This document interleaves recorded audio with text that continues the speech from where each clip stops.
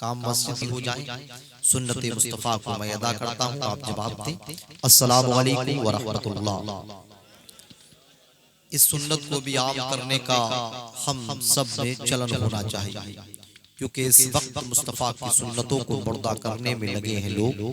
इसी दौर के बारे में आज से तकरीबन 1450 साल पहले मेरे आका ने इरशाद फरमाया था, सहाबा एक दौर वो आएगा जब लोग मेरी सुन्नतों को मुर्दा करने में लगे होंगे। अगर उस दौर में कोई मेरी एक सुन्नत को जिंदा कर देगा तो बाइख्तिलाफ रिवायत वो 70 शहीदों का सवाब पाएगा, या 90 शहीदों का सवाब पाएगा, या 100 शहीदों का सवाब पाएगा। अल्लाह अकबर कबीरा। अगर आज हम मुस्तफा की एक सुन्नत को अदा करते हैं तो मुस्तफा इस बात की जमानत दे रहे हैं कि हम 70 शहीदों का सवाब पाएंगे। तो हमें गौर व फिक्र करना चाहिए। इसकी आवाज थोड़ी सी, मैं बहुत शानदार है, कोई कमी नहीं है इंशाअल्लाह।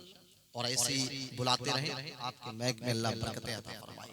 फख्र ज़मीन व ज़मान सरमाया इल्म व फन, सिराजुल फुक़हा उम्दतुल मुफस्सिरीन, सय्यदी सरकार आला हज़रत फ़ाज़िल बरेलवी नव्वरल्लाहु मरक़दहुर रहमान यूं इरशाद फरमा रहे हैं, वहाँ क्या मर्तबा है गौस है वाला तेरा, वहाँ क्या मर्तबा है गौस है वाला तेरा, ऊंचे ऊंचों के सरों से कदम आला तेरा, सर भला क्या कोई जाने के है कैसा तेरा, औलिया मलते हैं आंखें वो है तलबा तेरा, सर भला क्या कोई जाने के है कैसा तेरा, औलिया मलते हैं आंखें वो है तलबा तेरा।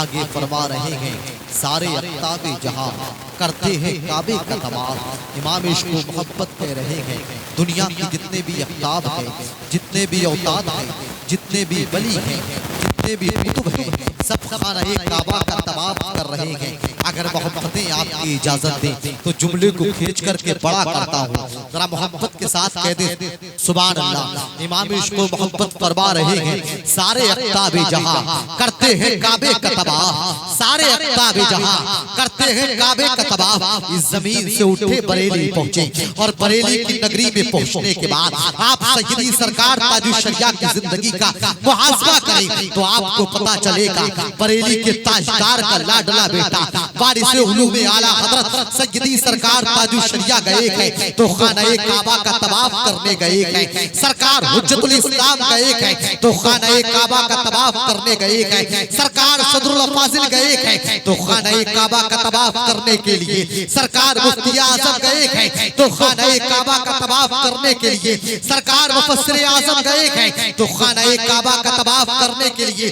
जरा मोहब्बत के साथ कहते जाएं सुभान अल्लाह और मोहब्बत के साथ कहते या रसूल अल्लाह। अब जुमले को बड़ा करता हूँ और आपकी मोहब्बतें चाहता हूँ, और थोड़ी देर अगर मेरा जहन बना देंगे तो आप यहीं बैठे रहेंगे। आपको महसूस होगा आपकी इल्मी मालूमात में इजाफा हुआ है। आप जो खाली बैठे हुए थे आपके उस कशकोल को पुर करने की हमने कोशिश की है। आगे बढ़ करके देखें, मुजाहिदे मिल्लत गए खाना काबा का तवाफ करने के लिए। पासवाने मिल्लत अल्लामा मुश्ताक अहमद निज़ामी गए खाना काबा का तवाफ करने। सरकार मुहद्दिस सूरती गए खाना काबा का तवाफ करने। सरकार शाहजीनिया गए खाना काबा का तवाफ करने के लिए। और आगे बढ़ जाओ, देवा की जमीन से बारिश से पाक जा रहे हैं तो खाना काबा का तवाफ करने के लिए। कलियर की जमीन से साबिरे पाक जा रहे हैं तो खाना काबा का तवाफ करने के लिए। दिल्ली की जमीन से महबूबे इलाही जा रहे हैं तो खाना काबा का तवाफ करने के लिए। दिल्ली की जमीन से नसीरुद्दीन चिराग देहलवी जा रहे हैं तो खाना काबा का तवाफ करने के लिए। और आगे बढ़ जाओ, अजमेर की जमीन से मोइनुद्दीन अजमेरी गए तो खाना काबा का तवाफ करने के लिए। और आगे बढ़ जाओ, सय्यदुत ताइफा जुनैद बगदादी गए खाना काबा का तवाफ करने के लिए। बयजीद बुस्तामी गए खाना काबा का तवाफ करने के लिए। जुन्नून मिस्री गए खाना काबा का तवाफ करने के लिए। और मोहब्बत के साथ कह दे या रसूल अल्लाह। अल मुख्तसर ये वक्त का मुहद्दिस जाता है तो खाना काबा का तवाफ करने के लिए। वक्त का मुफक्किर जाता है तो खाना काबा का तवाफ करने के लिए। वक्त का खतीब जाता है तो खाना काबा का तवाफ करने के लिए। वक्त का शायर गया तो खाना काबा का तवाफ करने के लिए। वक्त का मुअर्रिख गया तो खाना काबा का तवाफ करने के लिए। आपकी जात पर कुर्बान, आपकी इज्जतों को सलाम। क्या आपके दिल में ये ख्याल आया काश मैं भी खाना काबा का तवाफ करता, लेकिन किसी बुनियाद पर आप खाना काबा का तवाफ न कर सके, आप खाना काबा का तवाफ न कर सके, आप खाना काबा को न देख सके, लेकिन अल्लाह पाक ने इस ख्याल को हकीकत का रंग दे दिया और खाना काबा से फरमाया, ऐ खाना काबा हमारे बंदे अब्दुल कादिर के दरबार का जाकर के तवाफ कर, जो उसकी ख्वाहिश थी वो तेरा तवाफ करे, वो तो ना सका, लेकिन दुनिया को बता दे अब्दुल कादिर के दिल में जो भी ख्याल आता है उसका रब उसे हकीकत का रंग दे दिया करता।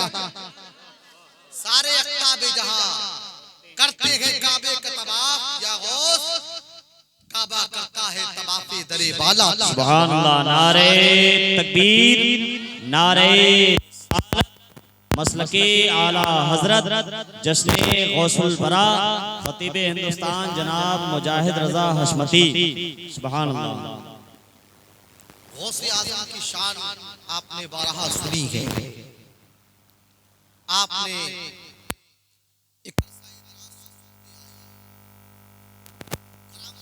बेपनाह सुनी, लेकिन जो मनसब गौसे आज़म ने हासिल किया कभी गौर फिक्र किया?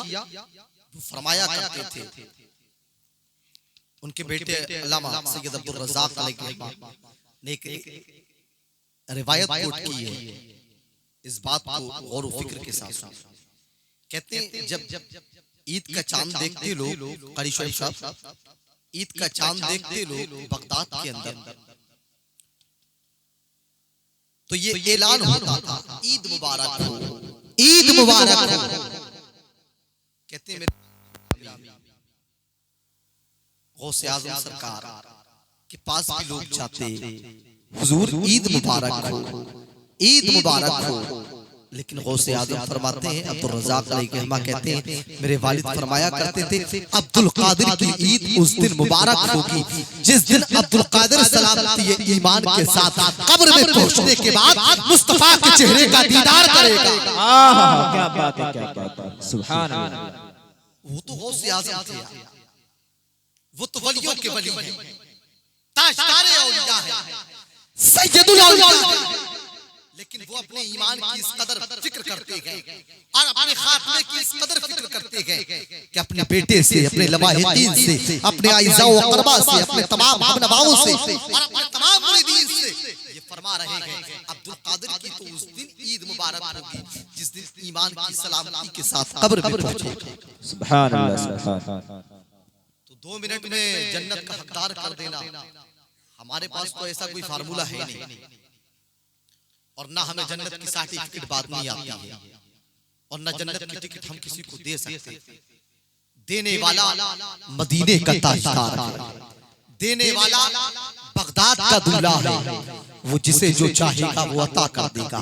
अल्लाह की दी हुई ताकत से रब ताला ने गौसे आज़म को वो इख्तियारात और तसर्रुफात अता फरमाए कि गौसे आज़म सरकार फरमाते हैं अगर मेरा नाम किसी दरिया के ऊपर डाल दिया जाए तो जलाल इस कदर है कि दरिया का पानी सूख जाएगा, अगर किसी पहाड़ पर डाल दिया जाए तो पहाड़ रेजा रेजा हो जाएगा।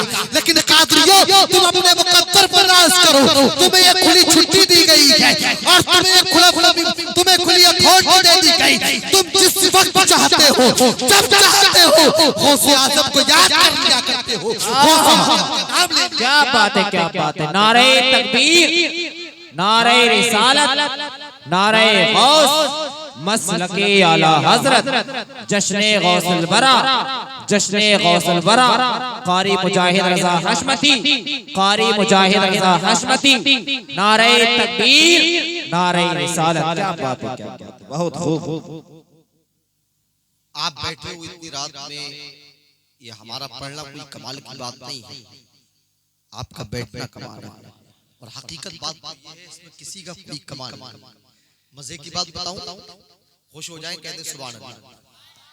सैयदना सरकार अब्दुल हक मुहद्दिस देहलवी अलैहिर्रहमा फरमाते हैं कि गौसे आज़म सरकार ये फरमाते हैं उस वक्त तक कोई मेरा नाम नहीं ले सकता। एक मिनट इधर तवज्जो दो, इधर सुनो बात को, अगर अच्छी नहीं लग रही है तो मेरी तरफ से मुकम्मल नहीं जा सकते, आप घर जा सकते हैं, लेकिन यहाँ बैठे तो बात आपके ज़हन तक पहुंच जाएगी, आपको सुकून हासिल होगा। समझ जलसे सिर्फ मजे करने के लिए नहीं होते, ठट्टे मारने के लिए नहीं होते हैं, बल्कि ये भी एक दरसगाह है, ये भी एक क्लास है। समझ यहाँ कुछ सीखा जाता है, कुछ सिखाया जाता है। आपने सिर्फ गौसे आजम की करामतें सुनी गई कि गौसे आजम ने 12 साल की डूबी हुई कश्ती को बाहर कर दिया था, लेकिन ये पावर आई कहां से? सवाल तो ये पैदा होता है, बात में लॉजिक तो ये है कि गौसे आजम को ये ताकत दी तो दी किसने है और किस बुनियाद पर अता की गई है और क्यों दी गई है और देने का मकसद क्या था, देने का रब का मंशा क्या था? कादिर जिलानी के सिवा किसी और को भी तो ये पावर दे दी जाती, किसी और को भी तो ये मनसब अता कर दिया जाता, किसी और को भी तो ये मकाम दे दिया जाता, लेकिन अब्दुल कादिर जिलानी ही क्यों? तो सुनो कान खोल करके इस बात को, आज जन्नत के ठेकेदार बनने वालों और इस बात को कहने वालों, जन्नत हमारे बाप की है, हमारा दाखिला होगा, याद रखो ये बात। औलाद के हिस्से में उसी बाप की विरासत आती है और उसी औलाद के हिस्से में बाप का विरसा आता है जो बाप के नक्शे कदम पर अमल करता है, जो बाप की बातों को मानता है, जो बाप के फरमान पर अमल पैरा होता है और किसी निकम्मे के हिस्से में नहीं आती, किसी एहसान फरामोश के हिस्से में नहीं आती, किसी नाफरमान के हिस्से में नहीं आती। अगर उसके हिस्से में आता है तो रिश्ते को मुनक़ता कर देना, दाखिला खारिज कर देना कि ये हमारा बेटा नहीं है।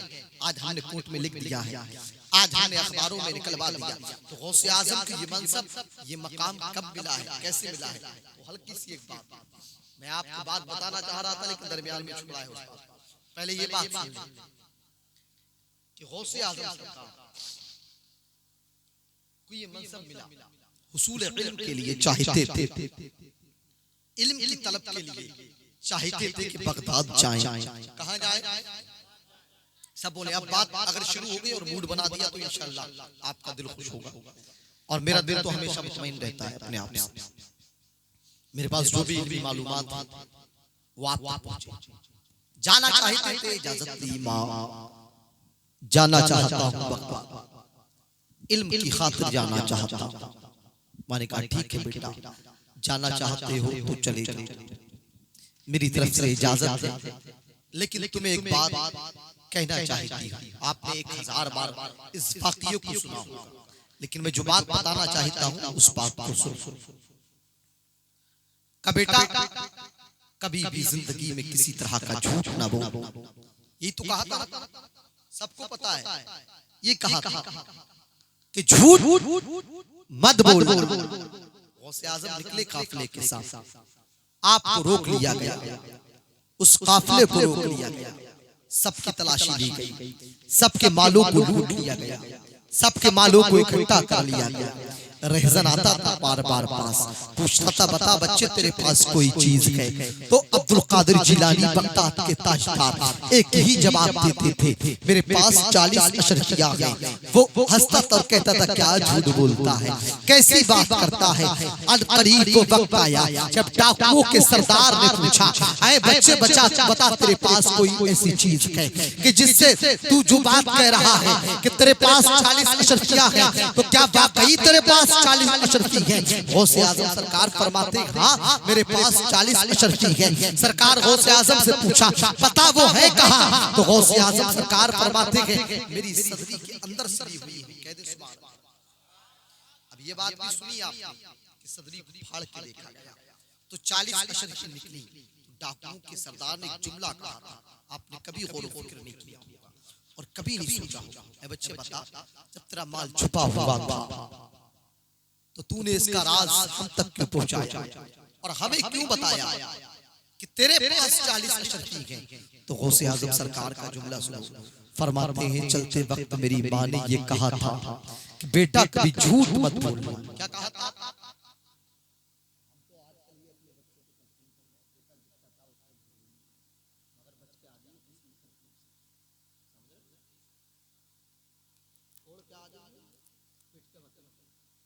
सब्र करने की कोई गुंजाइश नहीं है,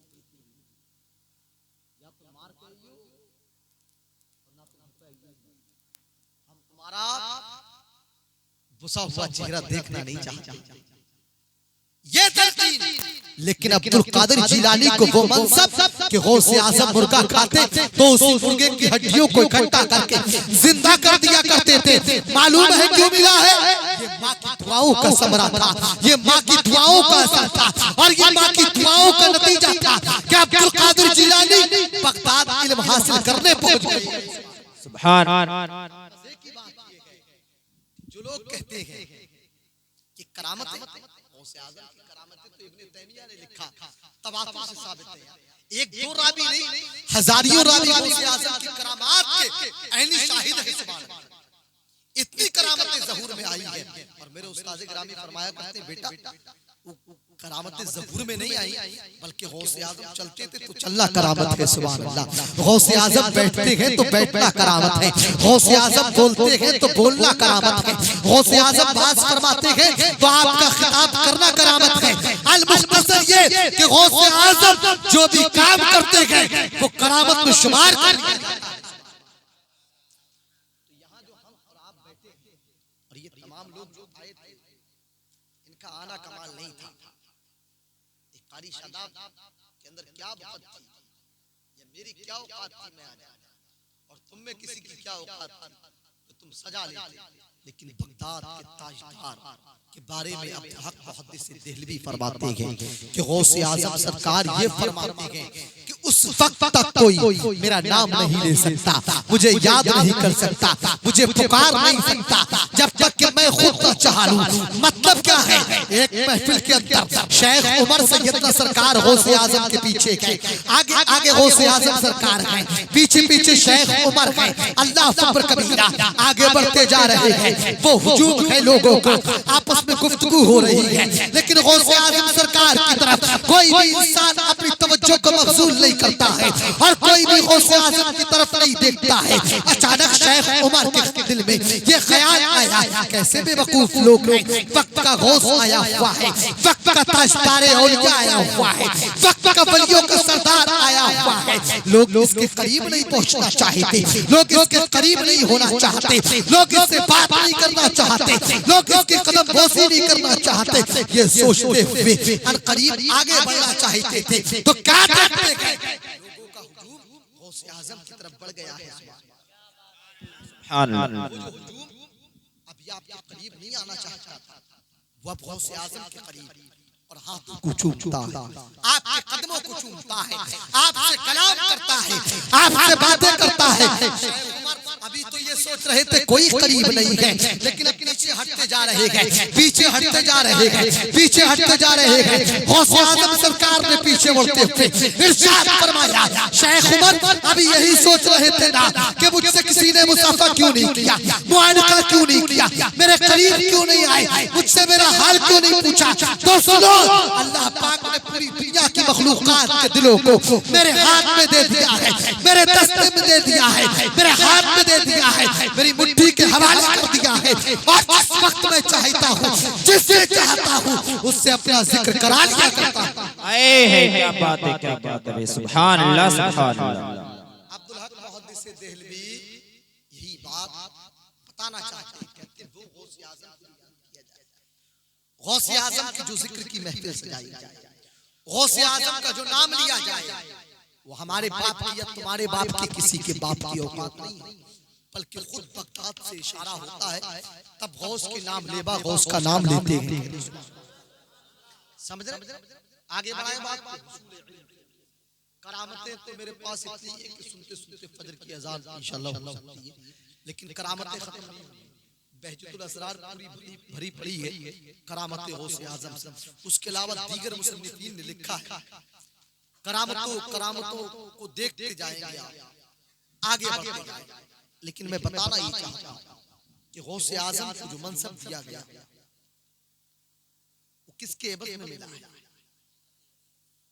वही किसी को कोई चीज दी जाती है, उसके बदले में कुर्बानी देना पड़ता है। अगर ये कारी शादाब आज आपकी मस्जिद के इमाम है तो इन्होंने भी बहुत बड़ी कुर्बानी दी।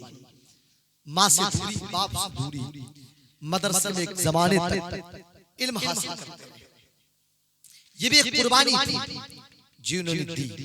गौसे आज़म को ये मनसब मिला, गौसे आज़म हुसूल इल्म के लिए बगदाद की जमीन पर रहने लगे, इल्म हासिल करने लगे। 1-2 साल बल्कि 20 साल तक इल्म दीन हासिल किया। कहते सुभान अल्लाह, सुभान अल्लाह। फकत अल्लाह के वली नहीं थे, कान खोल के इस बात को सुनो। आज तक उम्मत को यही बताया गया कि वो बड़े पीर हैं, बड़े पीर बेशक हैं, लेकिन अगर दुनिया के अंदर किसी मुजद्दिद को देखना चाहते हो तो अब्दुल कादिर जिलानी को देख लो। उस दौर के सबसे बड़े मुहक्किक को देखना चाहते हो तो अब्दुल कादिर जिलानी को देख लो। उस दौर के सबसे बड़े अल्लामा को देखना चाहते हो तो अब्दुल कादिर की जिलानी की जिंदगी को पढ़ लो। उस दौर के सबसे बड़े मुफ्ती को देखना चाहते हो तो गौसे आज़म की जात को देखो। है क्या बात है, क्या बात है, सुभान अल्लाह, जिंदाबाद भाई जिंदाबाद। माया हैसियत के हामिल थे, वो मुख्तलिफ थे और बगदाद के अंदर जिस मसले को कोई हल नहीं कर पाया उस मसले को अली के बेटे अब्दुल कादिर जिलानी ने हल करके दिखाया। जिस मसले को आज तक कोई हल नहीं कर पाया उससे मेरे गौस ने हल कर दिया। आगे वाली बात, जब हुसूल इल्म की खातिर बगदाद में रहते रहे, 20 साल तक इल्म दीन हासिल किया, जंगलों में जाते, जंगलों के पत्ते खाते, मजा नहीं आता, खत्म कर दे। अगर अच्छी नहीं लगती हो तो बोलो। अच्छा, माशाअल्लाह, मतलब समझदार है जनता। ओ जहाँ बैठे बैठे बैठे बैठे रहे, तो उनकी मर्जी है, जैसे चाहे। हाँ, कोई बात नहीं। 20 साल इल्म हासिल किया, जंगलों में पहुंच गए, पेड़ों के पत्ते खा खा। हमने कभी खाए क्या? भूखे रहे, खा भी सकता है इंसान, लेकिन वो कलेजा चाहिए। ये जुमला हजम नहीं होगा कि खा भी नहीं सकता इंसान। वक्त आएगा ऐसा तो तुम भी खाओ। लल्ला क्या बात करते हो? हमने बड़े बड़ों को देखा है, उन्हें भी देखा है जो ये कहते थे बड़ी जेब मोटी है हमारी, 2 मिनट में काम कर देंगे हम। उन्हें भी देखा है जिनकी पैंटों में बहुत सारी जगह, वो ऐसा लगता है कि कहीं एक्सीडेंट हुआ है, फटी है। इससे एक बात याद आई, आज कोई भाई हमारा पहने वो पैंट, उससे पूछो क्या सस्ती मिल गई? कहता ना ये तो सबसे महंगी मिली थी, तुम्हें क्या पता? तो हमने कहा कि इसका कोई फायदा है, तो फटुली है। बोले हजरत तुम नहीं जानते, यही तो डिजाइन है, यही तो फैशन है। हमने कहा अच्छा, ये बात करता है क्या? मदीने के ताजदार ने, मदीने के ताजदार ने जो 1450 पहले एक बात कही थी, वो तुझे याद ना आई का? वो बात क्या है? मैंने कहा मेरे आका ने 1450 साल पहले इरशाद फरमाया था कि फटे हुए कपड़े न पहना करो। जिन घरों में फटे हुए कपड़े पहने जाते हैं उन घरों में नहुसत आती है, बरकतें नहीं आती। और मुस्तफा ने फटे हुए कपड़ों पर पेबंद लगाने के बाद दुनिया को ये ज़ाब्ता दिया, ये कानून दिया, ये उसूल दिया, अगर फटे हुए कपड़े पर पेबंद लगाकर पहन लोगे तो अल्लाह राजी हो जाएगा और तुम्हारे घरों में बरकतों का नुज़ूल फरमाएगा। है क्या बात है, सुभान अल्लाह, सुभान अल्लाह, जिंदाबाद जिंदाबाद। कहाँ जा रहे हैं? कौन सी जगह है? और अगर आपस में इख्तिलाफ हो जाए तो इतनी दूरी बना कर रखता है, अगर नमाज में भी खड़ा हो जाएगा तो कौन नहीं मानेगा। हमारे सीने भूख से भरे पड़े। आज हम कहते हैं बर्बाद हो गए, हालात ऐसे। वो जी कुछ भी हालात नहीं, जिस दौर में गौसे आजम पैदा हुए हैं ना, उस दौर में एक एक शख्स 40-40 बीवियां रखता था। कितनी? 40 बीवियां, एक एक शख्स। ये दौर ज्यादा खतरनाक था या वो वाला ज्यादा खतरनाक था? वही खतरनाक था ना। एक एक शख्स 40-40 बीवियां। मुजद्दिद की आमद ही इसलिए होती है उस निजाम को मुरतब करके उम्मत के हवाले करके, जो निजाम बिगड़ गया है। गौसे आज़म जिस दौर में पैदा हुए गए, जैसे सरकार के जमाने में जहालत फैली थी, ऐसे अब्दुल कादिर जिलानी जिस दौर में आए गए, जहालत में बगदादपुर था, गिरदो नवा के शहरपुर थे, लेकिन गौसे आज़म ने बगदाद की जमीन पर पहला खुतबा देने के बाद दुनिया वालों को ये उसूल दिया, ये कानून दिया, ए लोगों, बात मदीने के ताजदार की मानी जाएगी, ए खुदा को सजदा किया जाएगा, और जितनी बीवियां शरीयत के हलाल रखी है उतनी बीवियों के साथ रहा जाएगा, उससे ज्यादा एक भी बीवी न रखी जाएगी। बेशक बेशक। और ये असर अल्लाह जब पैदा होता है बातों में, जब हम सब्र और तहम्मुल के साथ जिंदगी गुजार लेते हैं। तो मैं बात ये कर रहा था कि गौसे आजम जंगलों में खाते रहे पत्ते, हुक्म इलाही हुआ, अब्दुल कादिर लोगों को मुरीद करो। ये बात भैया लल्ला बातें कर रहे, क्यों टाइम बर्बाद कर रहे? नहीं सुनना तो घर जाओ जी। अगर दो लोग भी होंगे जब भी मैं सुना दूंगा, ये जानते मेरी बात, ये सबको आने की जरूरत नहीं थी, मुझे तो एक आदमी चाहिए की बात सुन ले, आवाज निकले या ना निकले कोई मसला नहीं, इतनी योग्य कान तक पहुंच जाए, इसी दर्द को लेकर घूम रहे हैं और इसी नासूर को भरने की कोशिश कर रहे हैं जो जहालत उम्मत के अंदर फैली हुई है। आवाज आई हातिफ गैबी से, अब्दुल कादिर अपने सिलसिले में लोगों को दाखिल, अभी दाखिल नहीं किया, एक भी मुरीद नहीं किया। फिर एक जमाने के बाद आवाज आई, अब्दुल कादिर अपने सिलसिले में लोगों को दाखिल करो, फिर भी नहीं किया। जब दोबारा आवाज आई है, अब्दुल कादिर अपने सिलसिले में लोगों को दाखिल करो, तो सरकार गौसे आजम फरमाते हैं कि मैंने रब की बारगाह में अर्ज की, मौला मैं लोगों को अपने सिलसिले में दाखिल कर तो लूं, लेकिन तुझे अपने बंदे अब्दुल कादिर से एक वादा करना होगा। रब ने इरशाद फरमाया, बता मेरे बंदे अब्दुल कादिर तेरी मंशा क्या है, तेरी फिक्र क्या है और तू क्या चाहता है, तेरी मर्जी क्या है। फरमाते हैं, मौला तू मुझसे ये वादा कर, जो भी मेरा मुरीद होगा, जो भी मेरा चाहने वाला होगा, जो भी मुझसे मोहब्बत करने वाला होगा, उसे तू जहन्नम में दाखिल न करेगा, बल्कि उसके गुनाह माफ फरमा के जन्नत के हवाले कर देगा। रब ने इरशाद फरमाया, अब्दुल कादिर अगर कोई तुम्हारे सिलसिले में दाखिल हो जाएगा, तुमसे सच्ची मोहब्बत करेगा, तो तेरी मोहब्बत का तकाजा होगा कि तेरी मोहब्बत के सदके मैं उसे जन्नत अता फरमा दूंगा। सुभान अल्लाह, सुभान अल्लाह। नारे तकबीर, अपने हाथों को उठाए, नारे तकबीर, नारे रिसालत, मसलके आला हजरत, मसलके आला हजरत, जश्ने गौसुल वरा, जश्ने गौसुल वरा, तुर्का तिसौर का मुसलमान, ख्वाजा का हिंदुस्तान, ख्वाजा का हिंदुस्तान, नारे तकबीर, नारे रिसालत, क्या बात है, जिंदाबाद जिंदाबाद, बहुत खूब। और ये तलकीन भी गौसे आजम ने की है सरकार की अहदीस के हवाले से कि हमें वालिदैन से मोहब्बत करना चाहिए। एक रिवायत नकल की है, आका करीम बैठे हुए साहबा के झुरमुट में, एक सहाबी खड़े हो गए, अर्ज की या रसूल अल्लाह, मैंने मिन्नत मानी थी कि अगर मेरा फला काम हो जाएगा तो जन्नत के दरवाजे का निचले का हिस्सा और ऊपर का हिस्सा चुनूंगा। आका मिन्नत पूरी हो चुकी है, लेकिन जन्नत तो है नहीं, हिस्सा कहां से, वो निचले का ऊपर का। मुस्कुराए मदीने के ताजदार, फरमाया सहाबी ये बता क्या वालिदैन जिंदा है? अर्ज की हाँ या रसूल अल्लाह, मेरे माँ बाप जिंदा है। तो आका करीम फरमा रहे हैं, ऐ मेरे सहाबी जा अपने घर चला जा और माँ के कदमों को इस ख्याल के साथ चूम कि माँ उस जन्नती दरवाजे का निचले का हिस्सा है, और बाप की पेशानी को इस ख्याल के साथ चूम कि बाप की पेशानी जन्नती दरवाजे का ऊपर का हिस्सा है। जब तू बाप की पेशानी को चूमेगा, माँ के कदमों को चूमेगा, अल्लाह पाक तुझे जन्नती दरवाजे के निचले और ऊपर के हिस्से के चूमने का सबाब है। सुभान अल्लाह, सुभान अल्लाह, क्या बात है, जिंदाबाद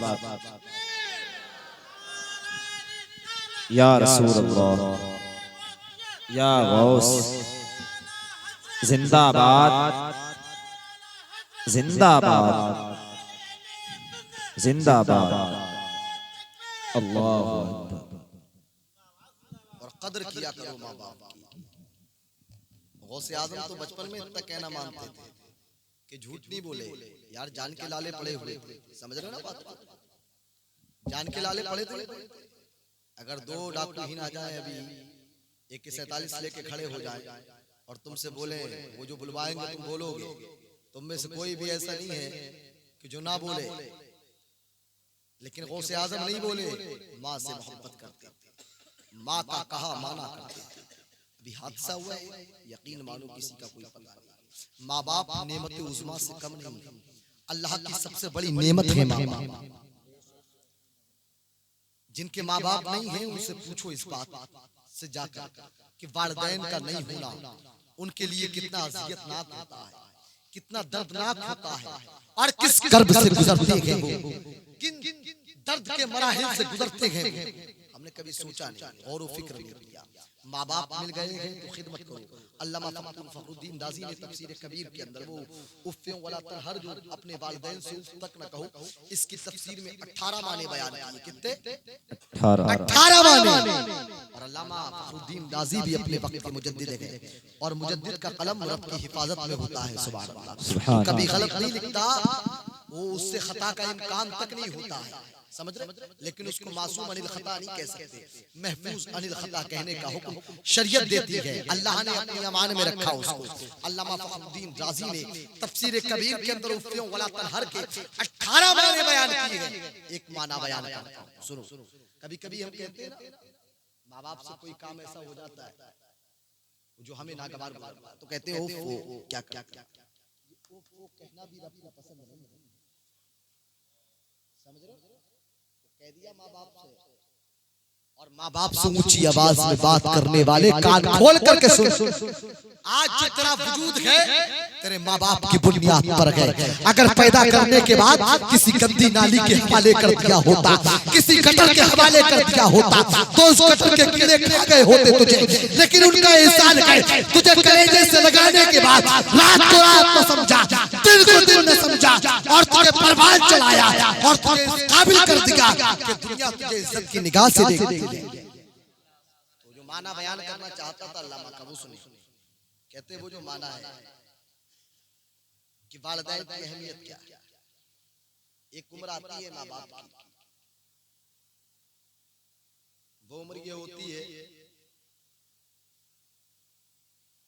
कि वो चारपाई से कभी हिल भी नहीं सकते, खाना पेशाब सब वही होता है, ऐसे भी हालात आते हैं।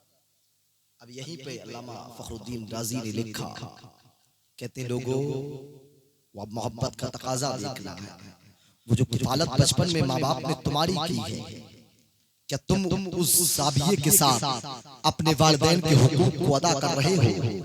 कहते लोगों जब बाप अगर पैखाना कर दे तो अब उसे धोने की बारी आई, तो तकाजा ये है कि आप आटा लगा के भी कर सकते हैं, कर सकते नहीं कर सकते, लेकिन अल्लामा इस बात को लिख रहे हैं और कहते हैं लोगों ढाटा लगा के आपको अपने वालिदैन की उस बाप की गिलाज़त को साफ नहीं करना है, और अगर माँ है तो बेटियों को उस गिलाज़त को ढाटा लगा के साफ नहीं करना है।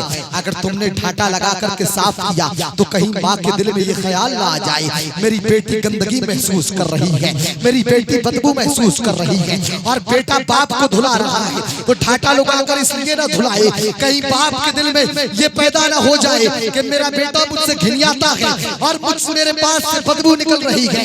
अल्लाह अकबर कबीरा। अल्लामा फखरुद्दीन राज़ी कहते हैं मोहब्बत का तकाजा ये है उस ढाटे को हटा दिया जाएगा, और बगैर ढाटे के उस गिलाज़त को बेटा साफ करेगा, बेटी साफ करेगी, तब माँ बाप के दिल को सुकून मिलेगा। सुभान अल्लाह, जिंदाबाद। और एक बात कान खोल के सुन लो, अभी एक जनाजा हुआ है मेरी गांव, और अभी जानता है उसे कब कौन सी बात बुरी लग जाए कोई पता नहीं है। बड़ा बेनियाज है मेरा रब। लोग जाते हैं तो कहते हैं यार उसके जनाजे में गए थे, बदबू आ रही थी, ढाटे लगे। मैं तो इस चीज का कायल हूं, जनाजे में शरीक होते हो तो या तो पीछे रहो और देखते हो तो उसको बर्दाश्त करने का मादा रखो, बर्दाश्त करने की ताकत रखो। हो सकता है तुमने ये कहा यार जनाजे से बदबू आ रही है, तो नूह अलैहिस्सलाम की वो बात हमें याद आती है। नूह अलैहिस्सलाम ने कुत्ता देखा, कुत्ता बड़ा गुजराया हुआ था। नूह अलैहिस्सलाम ने कहा कैसा कुत्ता है? फरिश्ता वही लेकर के नाज़िल हो गया और रब ने इरशाद फरमाया नूह अगर हमारी बनाई हुई मखलूक तुम्हें पसंद नहीं है तो इससे अच्छा बना के दिखा लो। सदियों साल रोते रहे नूह अलैहिस्सलाम और रब की बारगाह में रो रो कर अर्ज करते रहे मौला मुझसे गलती हो गई है, मुझे माफ फरमा दे, मौला मुझसे खता हुई है, मुझे माफ फरमा दे, मौला मेरी गलती है, तेरे जैसा कोई बना नहीं सकता, तेरे जैसा कोई पैदा नहीं कर सकता। कई सालों तक रोते रहे, तब रब ने माफ फरमाया। वो तो पैगंबर थे यार, तो रब उनसे नाराज था। और हमारी हैसियत क्या है? हमारी औकात क्या है? हम किसी गरीब के फटे हुए कपड़ों को देखने के बाद ये कह दिया करते कैसा क्या पता अपने किस हाल में रखना हो उसको, क्या पता रब की मशीयत क्या हो, क्या पता रब क्या चाहता हो, क्या पता रब की मर्जी क्या हो। इसी हालत में तुम भी हो जाओ। तो हमें अपने आप का मुहासबा करना चाहिए और गौर व फिक्र करना चाहिए। तो मैं बात ये कर रहा हूं कि वादा किया मुरीद करो, यही तो थी, मुरीद करो, मुरीद करो, मुरीद करने लगे गौसे आज़म, लेकिन अभी खाते नहीं, पीते नहीं, बेहोश हो जाते हैं। अल्लाह फरिश्ता आता है, खिज़र आते हैं, कहते हैं अब्दुल कादिर खाओ। गौसे आज़म सरकार फरमाते हैं ऐसे नहीं खाऊंगा। तो कहते हैं कैसे खाओगे? कहा जिसने जिंदगी अता की है वो खिलाएगा तो खाऊंगा, वो पिलाएगा तो पीऊंगा। बरेली के ताजदार फरमाते हैं कसमें दे दे के खिलाता है पिलाता है तुझे प्यारा अल्लाह तेरा चाहने वाला तेरा।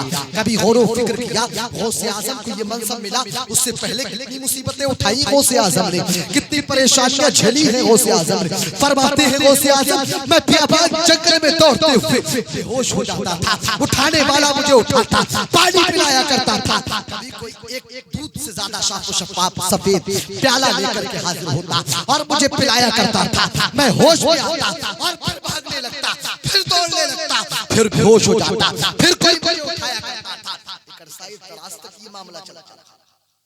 कहते हैं गौसे आज़म लेकिन वो वक्त भी आया जब रब ने मुझे वो मनसब अता किया कि मैंने बगदाद की जामा मस्जिद के मिंबर पर खड़े होकर खुतबा दिया और इरशाद फरमाते हैं गौसे आज़म, क्या फरमाते हैं, क्या फरमाया? फरमाया तमाम औलिया की गर्दनों पर मेरा कदम है। यही तो ऐलान किया था। अब ये मनसब जो हासिल हुआ गौसे आज़म, कितनी जिद्दोजहद। मैंने अभी तो सैकड़ों वाकयात ऐसे जिसमें बयान ही नहीं किए और ना कोशिश करता हूँ वाकयात बयान करने, वरना गौसे आज़म की जिंदगी को देखो, उनके हालात को देखो, उनकी तमाम तर्ज़े अमल को देखो और अपने आप के अंदर अपनी जिंदगी के अंदर गौसे आज़म की जिंदगी को शामिल करना चाहो।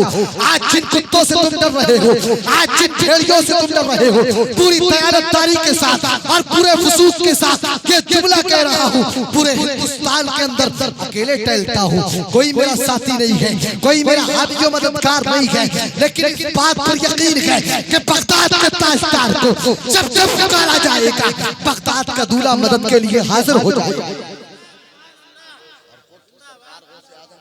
कान खोल के सुनो इस बात को, पहले अपने अमल को सही करो। कह रहे मार मार ये की बात है, कह रहे मार मार, कह रहे काट काट, कह रहे जेनी मार को मरना है और अगर नहीं सुधरे तो ऐसे करो। समझे? अलाकुल खान आया था बगदाद की जमीन पर, पूरे बगदाद को तहु-तेह कर दिया। क्यों किया? उम्मत के अंदर फहाशी आम थी, उम्मत के अंदर जिना आम था, उम्मत के अंदर शराब आम थी। लेकिन नजमुद्दीन कुबरा नाम का जब एक अल्लाह का वली तलवारों को लेकर के निकला कि आज हलाकू के इस लश्कर को मिटा दिया जाएगा, आज हलाकू के इस लश्कर का नामो निशान मिटा दूंगा, तो रावी ये कहते हैं तारीख के अंदर लिखा है, कहते लोगों नजमुद्दीन कुबरा अपनी तलवार को लेकर के निकले गए। और ये नजमुद्दीन कुबरा है कौन? अल्लामा फखरुद्दीन राजी के पीरो मुर्शिद का नाम नजमुद्दीन कुबरा है। अल्लाह अकबर कबीरा जब लश्कर के सामने पहुंचे हैं, क्या देख के आंखें दंग रह गई कि हर काफिर के कांधों पर दो दो अल्लाह के वलियों की रूहें मौजूद हैं और कहती है नजमुद्दीन कुबरा सामने से हट जाओ वरना तुम्हारा भी यही अंजाम होगा।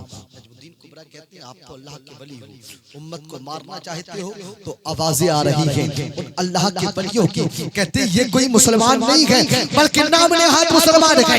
शरीयत मुस्तफा का मजाक बनाकर इन्होंने रखा है, दीन का मजाक बनाकर इन्होंने रखा है। इनका मिट जाना बेहतर है, इनका खत्म हो जाना बेहतर है। मैं ये कहना चाहता हूँ तलवारों को सामने लेकर के खड़े हुए गए, कहते नहीं हटूंगा। बगदाद के लोगों ने मेरे साथ जिंदगी गुजारी है, इनके साथ सुबह शाम गुजरी है, इनके साथ रात गुजरी है, इनके साथ दिन गुजरा है, इनके साथ बचपन गुजरा है, इनके साथ जवानी गुजरी है। कैसे छोड़ दो इनको? कहते नहीं छोड़ोगे तो तुम्हारा भी अंजाम यही होगा, तुम्हारा भी हाल यही होगा।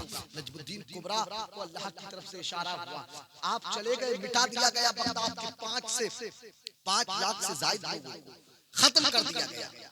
हालत ये थी कत्ल करने की, मालूम हलाकू खान ने जो जुल्म किया है, हालत ये थी कि वो जो दरियाए दजला बहती है ना बगदाद के बीच में, एक तरफ इमामैन है, एक तरफ काज़मैन है।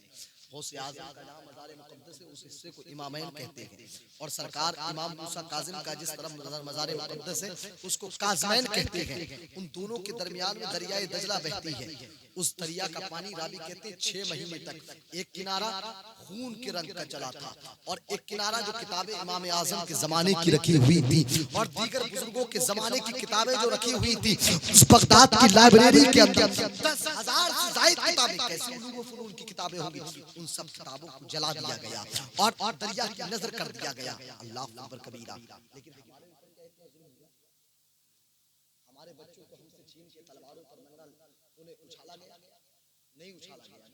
तो गौर व फिक्र करो, सोचो किसके सत्ते बचे हो तुम, किसके सत्ते ऐसे हालात से बच गए हो। जिस रब ने जिंदगी दी है उसकी बारगाह में जाकर के एक सजदा नहीं कर सकते हम? होना चाहिए नहीं होना चाहिए? वो हुकूकुल्लाह है भाई, अल्लाह का हक है, देना ही, बचोगे नहीं, पिटोगे, जाओगे, और कामयाब जब हो जाओगे जब कुरान के फरामीन पर अमल कर लोगे। कुल इन कुंतुम तुहिब्बून अल्लाह फत्तबिगूनी युहिब्बुकुमुल्लाह। ऐ महबूब खुशखबरी सुनाओ उन्हें जो मुझसे मोहब्बत का दावा कर रहे हैं, अगर आपकी इत्तिबा करेंगे, आपकी पैरवी करेंगे, आपके नक्शे कदम पर चलेंगे, तो मैं उन्हें अपना महबूब बना लूंगा। और जब कोई रब का महबूब बन जाता है ना, तो दुनिया बौनी नजर आती है उसके सामने। दुनिया की कोई औकात नहीं है। बड़े से बड़ा सूरमा नीचे आके गिरता है, बड़े से बड़ा सूरमा गिरेगा। क्यों गिरेगा?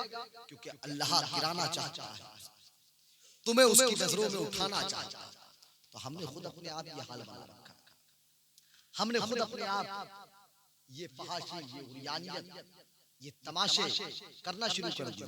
आज हमारे बच्चों को पता नहीं पहला कलमा क्या है, उसका तर्जुमा क्या है, दूसरा कलमा क्या है, उसका तर्जुमा क्या है। कई निकाह तो मैंने ऐसे पढ़ा है जिससे एक लफ्ज नहीं आया, समझ? उससे कह रहा है कैसा जाहिल है तू यार, 22-25 साल का जवान हो गया, शादी करने के लायक हो गया, शादी करने आ गया, तुझे कलमे नहीं सीख मिली, कैसा मुसलमान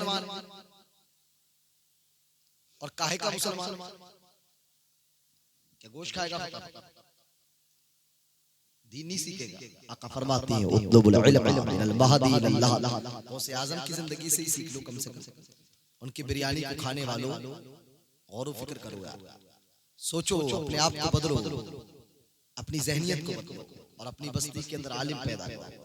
जिन बस्तियों में आलिम होते हैं उन बस्तियों का कमाल ये होता है, उन बस्तियों पर कभी अल्लाह अज़ाब नाज़िल नहीं फरमाता। सुभान अल्लाह। जिन बस्तियों में हाफिज़ कुरान रहते हैं, जिन बस्तियों में आलिम दीन रहते हैं, उन बस्तियों का कमाल ये है और उन उलमा के रहने की बरकत ये है कि अल्लाह की रहमतें उस बस्ती पर बरसा करती हैं। क्या स्कूल ही पढ़ाओगे, ये जाहिली रहने दो, जैसे हम रह गए।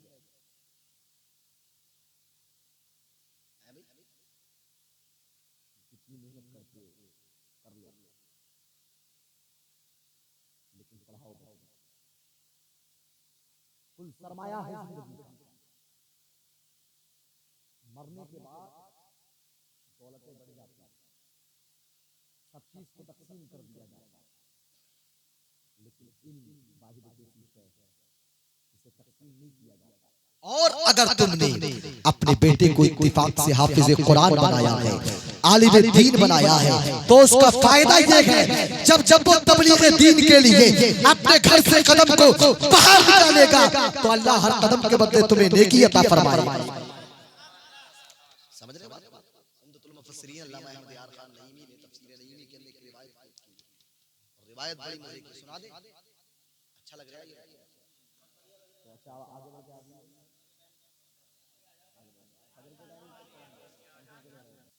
लेकिन अल्लामा ने लिखा, उम्दतुल मुफस्सिरीन अल्लामा अहमद यार खान नईमी तफसीर नईमी में एक रिवायत लेकर के आया तो हजरत सुलेमान का वाक़या बयान करते हुए बिस्मिल्लाह की फजीलत पर गुफ्तगू कर रहे हैं। तो कमाल देखिए, कहते हैं अगर वालिदैन माँ बाप, अब जो माँ बाप मिलते हैं, वस्ल करते हैं, और वो वस्ल बिस्मिल्लाह के साथ किया जाए, और बिस्मिल्लाह से वस्ल को शुरू किया, और उससे अगर हमल ठहर गया, हमल इस्तक़रार पा गया, और 9 महीने की मुद्दत पूरी हुई, और 9 महीने 10 महीने होने के बाद जो बच्चा रूए जमीन पर आएगा, तो आका फरमाते हैं वो बच्चा जब जमीन पर आने के बाद पहली सांस लेगा तो कमाल ये होगा, और रब की रहमत ये होगी, और रब की अता ये होगी, सांस तो तुम्हारा बच्चा लेगा, लेकिन उस सांस के बदले अल्लाह पाक तुम्हें एक नेकी अता फरमाएगा। सुभान अल्लाह। दूसरी सांस लेगा तो नेकी अता फरमाएगा, तीसरी सांस लेगा 3 नेकी अता फरमाएगा। अलमुख्तसर ये जिंदगी में जब तक जिएगा, जितनी सांसें लेगा, रब ताला हर सांस के बदले एक नेकी अता फरमाएगा।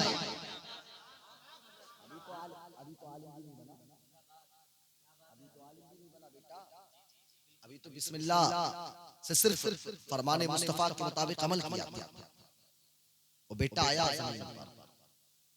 तो जिंदगी बदली। तो मैं बात ये कर रहा था कि बगदाद की जमीन पर वो जामा मस्जिद के मिंबर से बगदाद के ताजदार ने खुतबा दिया है। लोग कहते थे अजमी है, क्या बोलेगा, अजमी गूंगा, और वो उनकी फसीह बलीग ज़बान अरबी के माहिरीन थे।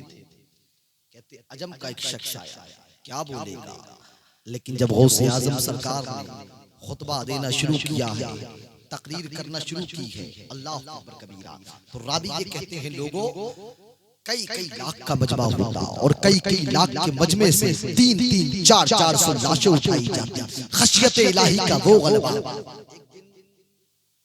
अल्लाह में अली बिन हैती कहते हैं मैं गौसे आजम की महफिल में बैठा हुआ था, कहते सुभान अल्लाह, और गौसे आजम की तफसीर के माना बयान कर रहे थे,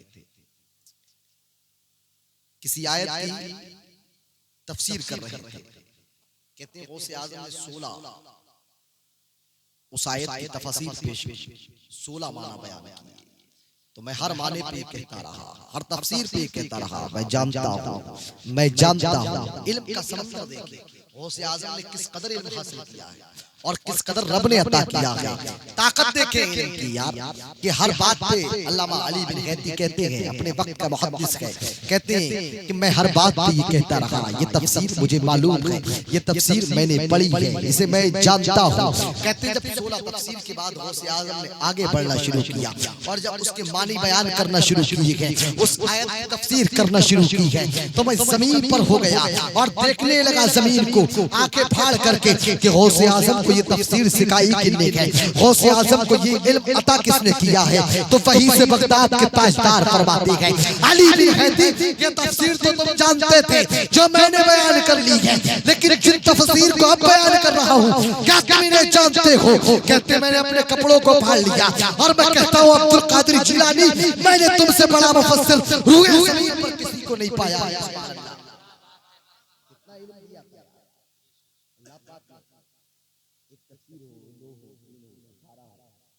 के बाद अली बिन हैती कहते बयान करते जा रहे हैं, मैं परेशान हूं कहां जाकर रुकेंगे बगदाद। कहते हैं मैंने कहते थे मुझे बड़ा ही अपने गुरूर था, लेकिन फिर मैंने बगदाद के ताजदार के दामन को पकड़ा और कहा सरकार अब आपकी बारगाह और आपकी गुलामी चाहिए तभी बेड़ा पार होगा। गौसे आजम ने अपनी गुलामी में शामिल फरमाया। एक बात यही रोक करके करना चाहूंगा वो ये, गौसे आजम की बारगाह में एक बुजुर्ग आए, उससे पहले एक बात और कि गौसे आजम तकरीर किया करते थे आज जैसे मैं कर रहा हूं, ये टेक्नोलॉजी का दौर है, इस बात को कई हजार किलोमीटर की दूरी से भी सुना जा सकता है, ये बात तो साबित हो गई है। लेकिन उस वक्त में कोई माइक नहीं था, कोई टेक्नोलॉजी का दौर नहीं था, लेकिन मैंने एक किताब के अंदर पढ़ा है, कहते बगदाद में महफिल हो रही, 500 किलोमीटर की दूरी पर एक ऐलान होता है कि फला दिन बगदाद के दूल्हा के नाम की महफिल बगदाद में सजेगी और उसमें सरकार गौसे आजम खिताब फरमाएंगे। 500 किलोमीटर की दूरी है, लेकिन ऐलान ये होता है किसी साहिब को भी सुनना है तो फला अल्लाह के वली के दरबार पर पहुंच जाए, वहां महफिल सजेगी, वहां लोग इकट्ठे होकर के बैठ गए। इधर बगदाद में सरकारी गौसे आजम अपने तमाम रफाका को लेकर के मिंबर नूर पर बैठे हुए हैं और खिताब फरमाना शुरू कर रहे हैं। रावी ये कहते हैं कि हमने जब उस तारीख को जाकर के बगदाद के अंदर पूछा था, उस टाइम को जाकर के बगदाद के अंदर पूछा था, और जब वो बातें हमने बगदाद की जमीन पर जाकर के की थी तो बगदाद के लोग कहते हैं हाँ गौसे आजम ने यही बयान किया था, हाँ गौसे आजम ने यही हदीस पढ़ी थी, हाँ गौसे आजम ने यही कुरान की आयत पढ़ी थी। रावी कहते हैं जैसे 500 किलोमीटर की दूरी पर सुनने वाले जिस बात को सुन रहे थे, बगदाद में बैठे हुए लोग जिस बात को सुन रहे थे, वही बात 500 किलोमीटर की दूरी पर बैठे हुए लोग अपने कानों से समाप्त कर रहे थे। तो ये मिला कैसे मंसब? वो फनाफिल्लाह कौन थे? अल्लाह की मोहब्बत में गर्क हो गए, फनाफिल रसूल थे, अल्लाह के रसूल की मोहब्बत में गर्क हो गए। गौसे आज़म क्या देखोगे तुम गौसे आज़म, और कहां-कहां देखोगे गौसे आज़म। फरमाते हैं आला हज़रत अलमा पहिर है ए गौस बुतीखा तेरा, मर के भी चैन से सोता नहीं मारा। कमाल की बात यह है कि गौसे आज़म की फकत जात मैंने ऐसी देखी है। दो बुजुर्ग और हैं, इब्ने तैमिया सबसे हरामी आइटम गुजरा है जिसने इस बिदअत को आम किया है कि बुजुर्गों से वसीला देकर कुछ नहीं मांगना चाहिए। अल्लाह से किसी बुजुर्ग का वसीला नहीं दे सकते और बुजुर्गों से मांगा नहीं जा सकता। उसने भी बड़े बड़े बुजुर्गों को लाकर के शैतान की कैटेगरी में रखा है। लेकिन जब बात बगदाद के ताजदार गौसे आज़म की आई ना, तो अब्दुल कादिर जिलानी का नाम टॉप ऑफ द लिस्ट रखा है और कहता है मैं इस बगदाद के दूल्हा अब्दुल कादिर जिलानी को अल्लाह का वली मानता हूं।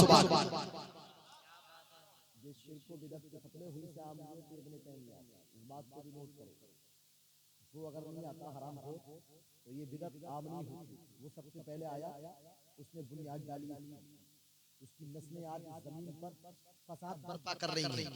लेकिन वो भी गौसे आज़म से इतनी मोहब्बत करता था, वसाइल का कायल नहीं था। लेकिन जब उर्स आता गौसे आज़म का तो 40 कमाल की बात है, दुश्मन भी है बुजुर्गों का, लेकिन गौसे आज़म से मोहब्बत इतनी जबरदस्त है जैसे उर्स आता था तो 40 ऊँट में 20 ऊँटों पर दालें लाता और 20 ऊँटों पर चावल। उससे पूछा जाता कहाँ जाएंगे तो कहता था बगदाद जाएंगे, बड़े पीर का उर्स आ गया है सुभान अल्लाह, उसमें लंगर तकसीम किया जाएगा। बात ये कहना चाहता हूँ गौसे आज़म चाहे तो अपने दुश्मन से भी अपना जिक्र करवा ले, गौसे आज़म चाहे तो अपने दुश्मन से भी अपनी बात मनवा ले, गौसे आज़म चाहे तो अपने दुश्मन को भी अपनी बारगाह में ला करके खड़ा कर दिया और उसे जो हुक्म देंगे वो कर देंगे। और नई कुरान जिसने नहीं कराना, जिसने गौसे के कुबरा को नहीं माना, विलायत को नहीं माना, जात को नहीं माना, उसका तो अल्लाह ही माने। बचा नहीं है, बचा नहीं है अल्लाह कि उस वली की कहर से। बात आगे बढ़ती है। एक बुजुर्ग आए, कहते हैं अब्दुल कादिर जिलानी तुम्हें पता है? क्या पता है?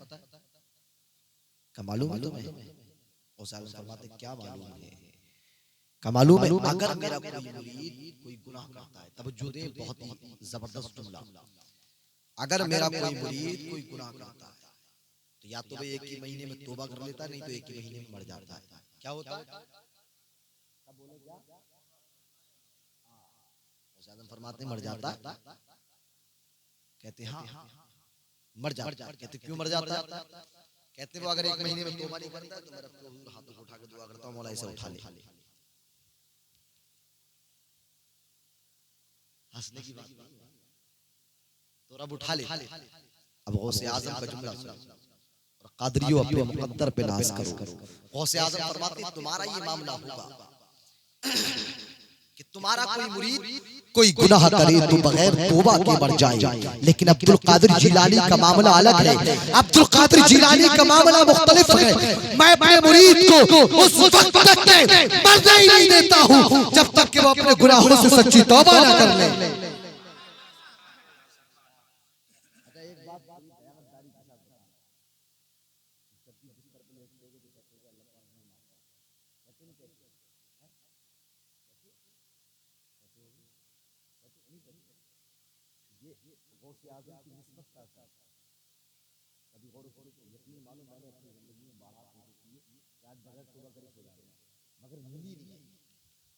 अल्लाह गवाह, जब तौबा करता हूँ जभी नींद आती है। क्योंकि बड़े पीर ये चाहते हैं मेरा मुरीद बगैर तौबा के न मरे, और रब ने ये इख्तियार अता फरमाया। अब्दुल कादिर जिलानी को ये मनसब दिया, ये मकाम दिया, ये मर्तबा दिया, और वो तो बहुत पुरानी बातें हैं, तो गौसे आजम के जमाने की बात है। लेकिन अभी हाल ही की बात, एक बात करके कितना हो गया चालू, तो जरा कह दे सुभान अल्लाह। तो दरमियान में एक बात रह गई थी, वो भी पूरी कर दे। आका करीम ने क्या फरमाया, वो जन्नत के ऊपर और नीचे के हिस्से को चूमना चाहता है तो वालिदैन के बाप के पेशानी को चूम और माँ के कदमों को चूम, जन्नती दरवाजे के ऊपर और निचले के हिस्से के चूमने का सवाब पा जाएगा। सहाबी ने ऐसा कहा, मैं ऐसा करूंगा। दूसरे सहाबी खड़े हो गए, अर्ज की या रसूल अल्लाह, उसको ये चाहिए वो कब्रिस्तान पहुंचे। कहते सुभान अल्लाह। फरमाया आका ने, जिसके वालिदैन नहीं हो वो कब्रिस्तान पहुंचे, और कब्रिस्तान पहुंचने के बाद अपनी माँ के पायती को चूमे, बाप के सरहाने को चूमे। तसव्वुर ये होना चाहिए जन्नती दरवाजे के निचले के हिस्से को और ऊपर के हिस्से को चूम रहा हूँ, अल्लाह पाक उसे जन्नती दरवाजे के निचले ऊपर के हिस्से के चूमने का सवाब अता फरमाए। बेशक सुभान अल्लाह, सुभान अल्लाह, क्या बात है। नारे तकबीर, नारे रिसालत, नारे गौसियत, मसलके आला हजरत, अज़मते वालिदैन, अज़मते वालिदैन, भाई मुजाहिद रजा हशमती, भाई मुजाहिद रजा हशमती, नारे तकबीर, नारे रिसालत। फिर एक और साहब खड़े हो गए। आका ने फरमाया नहीं कि सुबह उठोगे मोहब्बत की निगाह से, अगर वालिदैन के चेहरे को मुस्कुराते हुए देख लोगे तो अल्लाह एक हज मकबूल का सवाब अता फरमाएगा।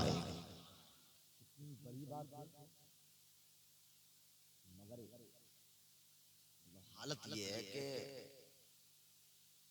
मोहब्बत की निगाह तो बहुत दूर की बात, तिरछी निगाहों से देख रहे हैं।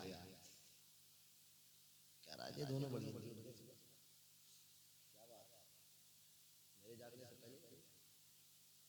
तुम्हारी फिक्र है, इसलिए उठे हैं।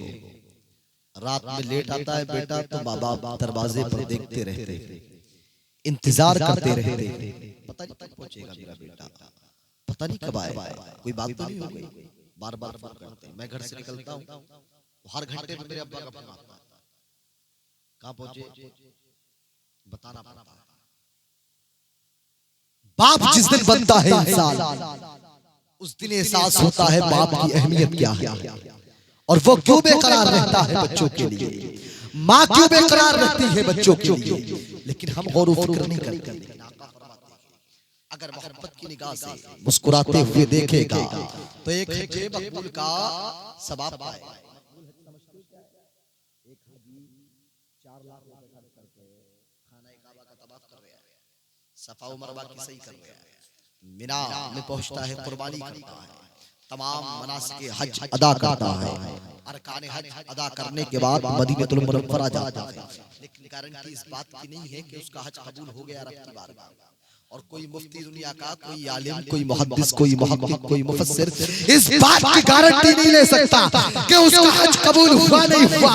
लेकिन बगैर किसी पैसे को खर्च किए हुए मदीने के ताजदार इस बात की गारंटी दे रहे हैं, अगर मुस्कुराते हुए वालिदैन को सुबह मोहब्बत की निगाह से एक बार देख लोगे तो अल्लाह तुम्हें हज मकबूल का सवाब अता फरमाएगा।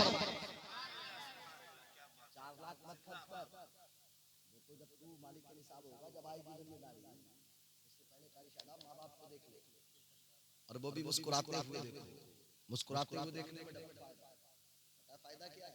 एक तो मुस्कुराना सरकार की सुन्नत, 70 शहीदों का सवाब, और दूसरा कि सरकार ने फरमाया, मेरे आका का फरमान कभी बदला नहीं जा सकता। जरा मोहब्बत से कह दे सुभान अल्लाह। आगे वाली बात, एक सहाबी और खड़े हो, एक सहाबी और खड़े हो गए, कारी साहब तो कहते हैं या रसूल अल्लाह, और जिसके माँ बाप ना हो, उनकी कब्रों का भी पता नहीं हो तो वो क्या करे?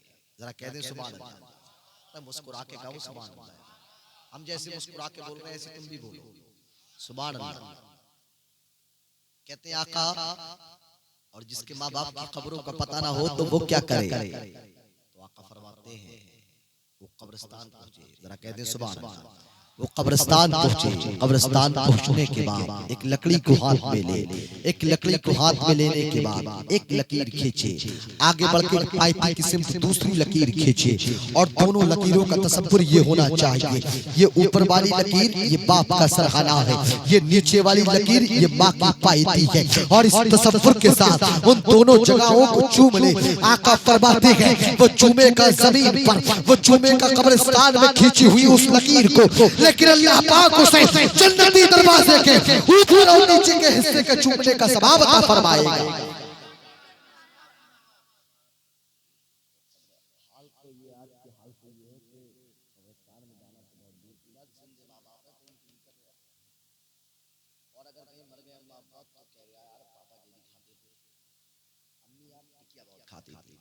बना लो भाई सब चीजें। क्या करेंगे इन तमाम चीजों का? आप जो जिंदों की कदर नहीं करते, मरने के बाद क्या कदर कर पाओगे यार? नेमत है माँ बाप, समझो इस बात को और गौर व फिक्र करना। और आका करीम फरमाते हैं 3 अशखास ऐसे हैं कि जिनकी दुआएं कभी रद्द नहीं होती, वो जब जब दुआ करते हैं अल्लाह उनकी दुआओं को कबूल कर लेता है।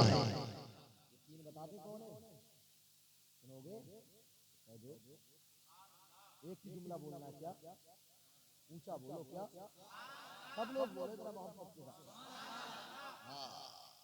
आका फरमाते हैं वो जो हालत सफर में है, मुसाफिर है, अगर किसी के लिए दुआ करता है तो अल्लाह उसकी दुआ को रद्द नहीं करता बल्कि कबूल करता है।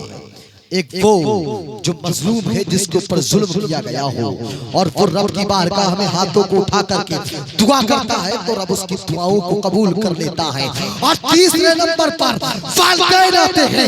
आका फरमाते हैं अगर माँ बाप अपने बच्चे के हक में दुआ कर दे तो रब ताला उनकी दुआओं को कबूल कर लेता है। क्या बात है, सुभान अल्लाह, सुभान अल्लाह। नारे तकबीर, नारे रिसालत, नारे गौसियत, अज़मते वालिदैन, अज़मते वालिदैन, सरज़मीने तुर्कातिसौर, भाई मौलाना मुजाहिद रज़ा हशमती, नारे तकबीर, नारे रिसालत। समझो उनकी अहमियत, गौर व फिक्र करो। बायजीद बुस्तामी का नाम सुना है? सैयदुल औलिया कहते हैं। बायजीद बुस्तामी उनका लक़ब है, नाम नहीं।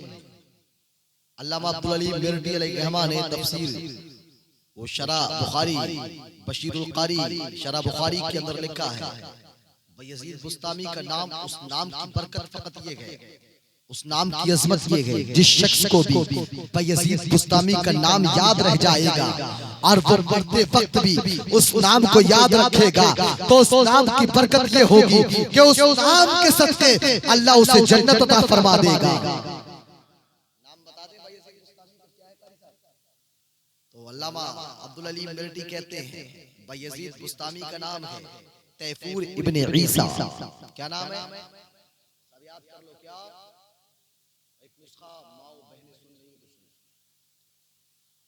बेहयाई फैली माशरे में। ये मोबाइल जब से आया इसने बर्बाद करके रख दिया। नौजवान लड़कियां हों या लड़के हों, इतना बिजी रखा है लोगों को कि बात करने का टाइम नहीं है। लेकिन 10 घंटे तक व्हाट्सएप पे चैट कर सकता है, 10 घंटे तक फेसबुक पे चैट कर सकता है। अगर कोई 10-20 किलोमीटर का सफर करके आया तो उससे बात कर सकता है, तो उससे बात नहीं करेगा। लेकिन इंसान फकत इसमें डूबा है। गौसे आजम सरकार का फरमान सुनो। गौसे आजम सरकार क्या फरमाते हैं? फरमाते हैं गौसे आजम सरकार कि अपनी माओं को, बेटियों को, बहनों को ये नाम याद करा। वो नाम क्या है? माए बहनें सुने और अपनी नस्लों में इस बात को मुंतकिल करें, आगे पहुंचाएं, फॉरवर्ड करें इस बात को, शेयर करें इस बात को। गौसे आजम सरकार फरमाते हैं मेरी दादी मौला अली की माँ का नाम है फातिमा बिनते असद। क्या नाम है? सब बोले क्या? हाँ, नाम लिया। आगे कहते मेरी नानी मौला अली की बीबी हसनैन करीमैन की माँ का नाम है फातिमा। क्या नाम है? कहते हैं और मेरी माँ का नाम है फातिमा उम्मुल खैर। मोहब्बत से कहते हैं सुभान अल्लाह। कहते हैं जब जब बच्चियां सोया करें, जब जब माएं सोया करें, जब जब बहनें सोएं, जब जब बेटियां सोएं, तो उन बेटियों को ये चाहिए, उन माओं को ये चाहिए, उन बहनों को ये चाहिए, सोने से पहले इस नाम फातिमा का 100 मरतबे विर्द कर लिया करें, 100 मरतबे इसकी तकरार कर लिया करें, 100 मरतबे गिनती में शुमार कर लिया करें। 100 बार इस नाम को पढ़ने के बाद अपने ऊपर दम कर ले और सो जाए। अगर पूरी जिंदगी का ये मामूल रहा तो उनके बदल से जो औलाद जमीन पर आएगी वो बेहया नहीं होगी बल्कि बाहया होगी।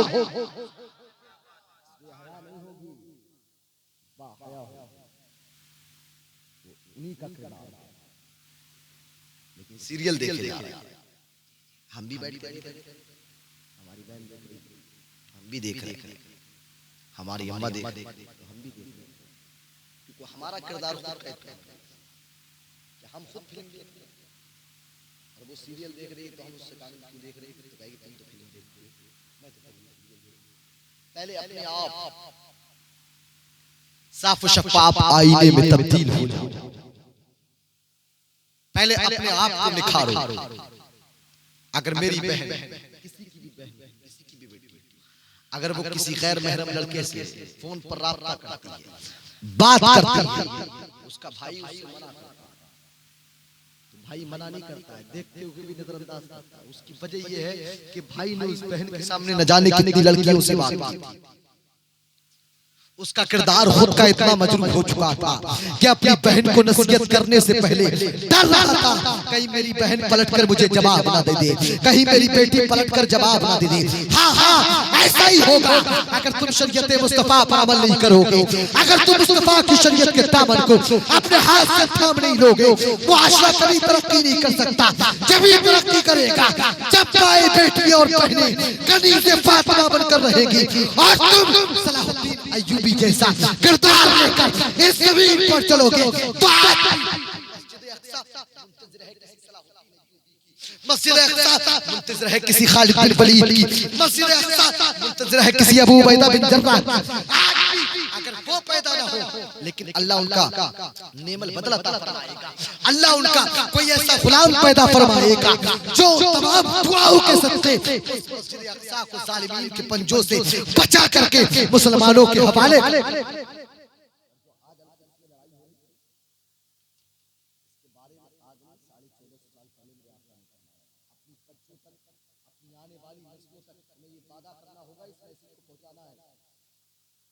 और पहुंचाओगे तुम, और मैं तो पहुंचाता हूं। दज्जाल आएगा, मालूम बड़ा ही खूबसूरत होगा, गाना जरूर होगा, बड़ा ही कमाल का खूबसूरत। यहूदी सबसे ज्यादा और उसके शकीले में होंगे, ईसाई में सबसे ज्यादा होंगे।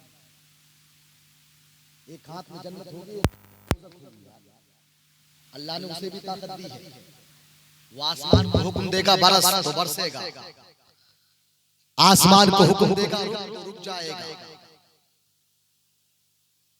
वो आए उसके खात्मे के लिए एक लश्कर, अल-कुद्स की बाजियाबी के लिए एक लश्कर निकलेगा। इस उम्मत का आखिरी निगहबान होगा, इस उम्मत का आखिरी मुजद्दिद होगा, जिसको दुनिया इमाम मेहदी कहेगी। नजीबुत तरफैन होगा, हसनैन करीमैन की औलाद से होगा, मनसबे गौसियत कुबरा पर फाइज होगा। अल्लाह ये उसे मनसब अता फरमाएगा। मैं ये कहना चाहता हूँ, मेरे उस्ताद गिरामी फरमाते हैं, बेटा अपनी नस्लों तक इस बात को मुंतकिल कर दो, आका का फरमान है अगर वो ज़माना तुम्हें मिल जाए या तुम्हारी नस्लों को मिल जाए तो हमें और तुम्हें चाहिए कि उस लश्कर का साथ देंगे, उस लश्कर के साथ चलेंगे नहीं चलेंगे। अल-कुद्स की बाजियाबी के लिए वो लड़ेगा।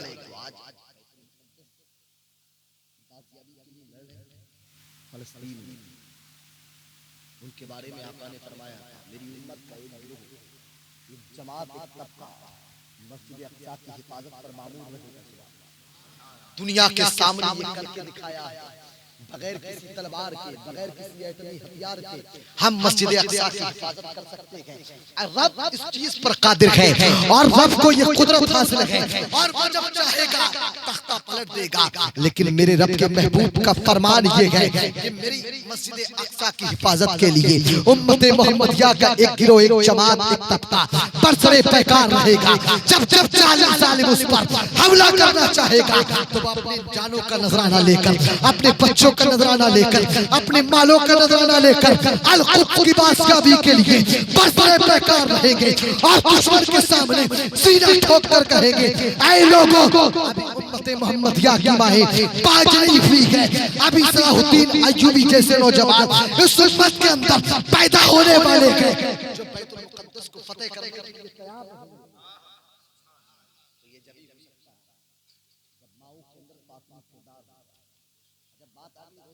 की महफिल है चल रही थी, सलाहुद्दीन अय्यूबी दुनिया कहती है। सलाहुद्दीन अय्यूबी कौन थे पता है? तारीख पढ़ी कभी? मस्तानी ईमान फरोशों की उसके अंदर बहुत सारे हवाले कूट किए गए, दर्जनों से ज्यादा तारीख की एक बहुत बड़ी किताब, उसके अंदर एक बात लिखी है। कहते हैं जो सलाहुद्दीन अय्यूबी है, मालूम है इनका, इनके माँ बाप का क्या मामला था? नजमुद्दीन अय्यूब सलाहुद्दीन अय्यूबी के बाप का नाम। किसका नाम? तारीखी बात याद करें। सलाहुद्दीन अय्यूबी के बाप का नाम नजमुद्दीन अय्यूब, सिपहसालार है फौज के। भाई कहता है यार शादी कर लो, तो कहते हैं ऐसी वैसी लड़की से बात नहीं करनी। कैसी करनी? बोले कम से कम ऐसी तो हो उसके शिकम से जो बच्चा जन्म ले वो बैतुल मुक़द्दस को, मुसलमानों के क़िबला अव्वल को आजाद करा के मुसलमानों के हवाले कर दे।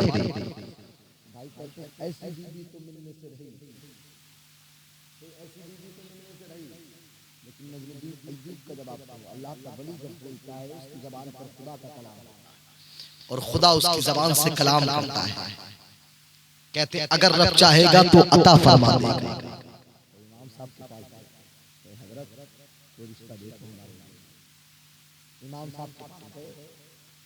कोई रिश्ता देखो हमारे इमाम साहब ने कहा कैसा रिश्ता का रिश्ता ऐसा होना चाहिए, मेरा निकाह जिस लड़की से हो उस लड़की के बतन से जो बच्चा रूए ज़मीन पर आए वो मुसलमानों के क़िबला अव्वल बैतुल मुक़द्दस को आजाद कराकर मुसलमानों के हवाले कर दे।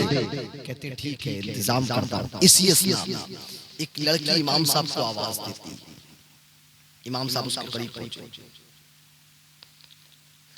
जो रिश्ता आपने भेजा था मुझे पसंद नहीं। का बेटा ठीक था, काफी अमीर था, घर अच्छा खासा था।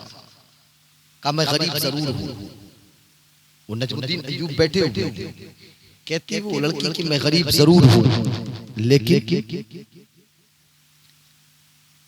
मुझे ऐसी दौलत नहीं चाहिए, मुझे ऐसा कुछ भी नहीं चाहिए, मुझे ऐसा इंसान चाहिए जो जिससे मेरा निकाह उसकी पुश्त में अल्लाह ने जो नूर रखा हो वो मुंतकिल होकर जब मेरे शिकम में पहुंचे और जो बच्चा रूए जमीन पर आए तो वो बच्चा मुसलमानों रिश्ता इनके पास कोई पहुंच रहा है। हज़रत तुम देखिए, हज़रत तुम देखिए।